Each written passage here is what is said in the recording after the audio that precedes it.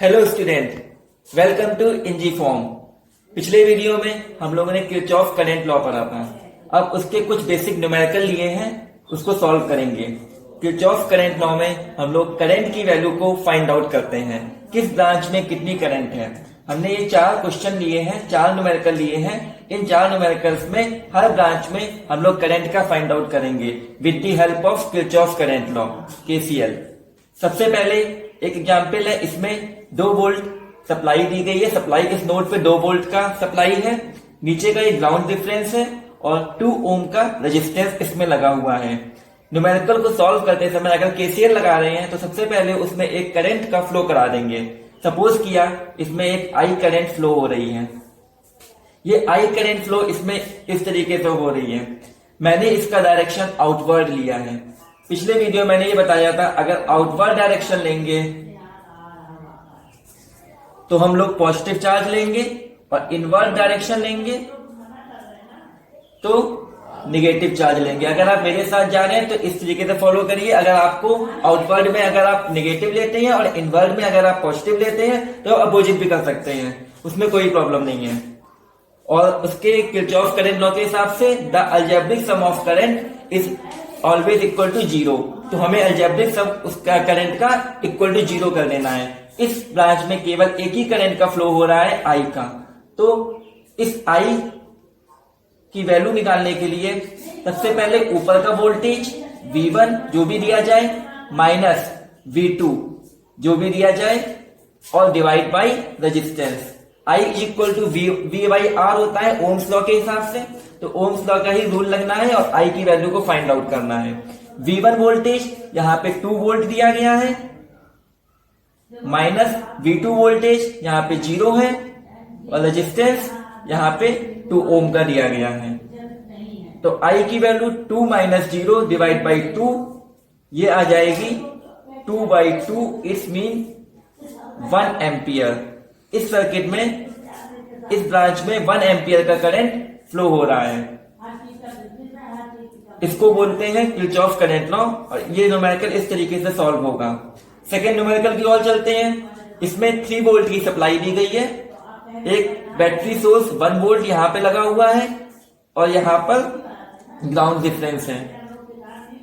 Concept same लगना है। Current को इस डायरेक्शन में माना है, मैंने करंट को आउटवर्ड डायरेक्शन में माना है। जब आउटवर्ड डायरेक्शन में मानते हैं तो ऊपर वाले को हम पॉजिटिव चार्ज के साथ लेते हैं और नीचे वाले टर्मिनल को निगेटिव चार्ज के साथ लेते हैं। जो V2 लेते हैं वो निगेटिव चार्ज के साथ लेते हैं, ऊपर वाला जो टर्मिनल लेते हैं वो पॉजिटिव चार्ज के साथ लेते हैं। जिस बैटरी से हम आ रहे होते हैं उसको हम पॉजिटिव लेते हैं और जिस बैटरी से निकल के बाहर जा रहे होते हैं उसको हम निगेटिव लेते हैं। मैंने उसमें ये भी बताया था डेंजर और प्रॉफिट जोन। तो यहाँ डेंजर और प्रॉफिट जोन वाला कॉन्सेप्ट भी आप समझ सकते हैं। इस बैटरी, एक बैटरी मान लीजिए 3 वोल्ट की, इट मीन्स ऐसे, इट मीन्स प्लस 3 वोल्ट की बैटरी है। तो प्लस के टर्मिनल से बाहर आ रहे हैं तो प्लस का 3 वोल्ट मैंने चार्ज ले लिया। यहाँ पे माइनस 1 वोल्ट से बाहर निकल रहे हैं तो माइनस का 1 वोल्ट चार्ज ले लिया। तो इसमें इस वाले में अगर आप यहाँ पे ये I1 मान लेते हैं तो ये I1 की वैल्यू फाइंड होती थी। यहाँ पे हम I2 को सपोज कर लेते हैं। अब I2 के साथ हम अगर आ रहे हैं तो I2 is equal to 3 minus 1 V1 minus V2 divide by 1 ohm. Resistance की वैल्यू 3 में से बन जाएगा 2 बाई 1, इट मीन्स 2 एम्पियर की करंट इस सर्किट में फ्लो हो रही है। अपने थर्ड एग्जाम्पल की ओर चलते हैं। थर्ड एग्जाम्पल में भी V1 दिया गया है, V2 दिया गया है, I की वैल्यू हम I3 मान लेते हैं आउटवर्ड डायरेक्शन में। यहाँ पे रेजिस्टेंस जो है वो सीरीज कॉम्बिनेशन में है, 2 ओम ये 1 ओम। सीरीज कॉम्बिनेशन आपको पता होगा। रेजिस्टेंस सबसे पहले R इक्विवेलेंट फाइंड आउट कर लेते हैं। R इक्विवेलेंट होगा इसका R1 प्लस R2। R1 की वैल्यू 2 ओम दी गई है, R2 की वैल्यू 1 ओम दी गई है। 2 plus 1 that means 3 Om.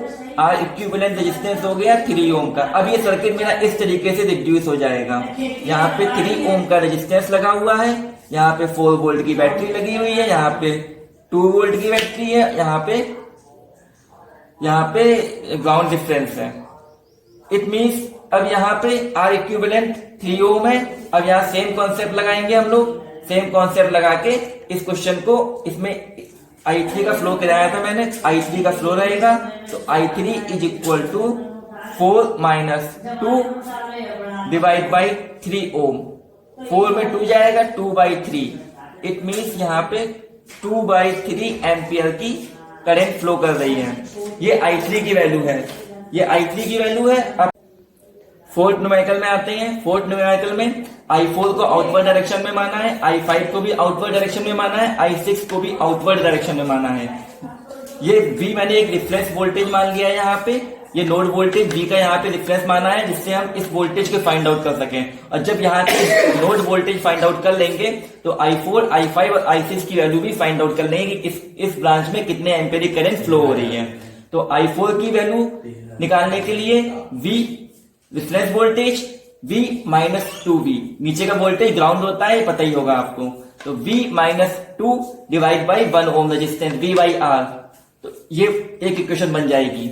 Second I5 की V माइनस 0 डिवाइड बाई 1, ये एक I5 की वैल्यू बन जाएगी। I6 की V माइनस 0 डिवाइड बाई 1, ये I6 की इक्वेशन बन जाएगी। According to Kirchhoff's law the algebraic sum of all current is equal to 0। तो I4 plus I5 plus I6 तीनों करंट का सम कर देंगे, I4, I5, I6।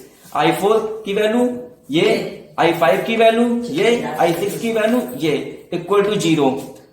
3 volt V plus V plus V, 3V और equal to 2, V is equal to 2/3 volt.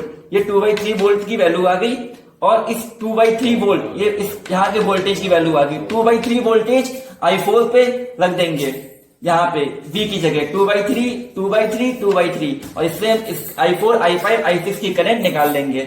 I4, I5, I6 की current find out हो जाएगी। आपको स्क्रीनशॉट लेना है, स्क्रीनशॉट ले सकते हैं। Thank you so much.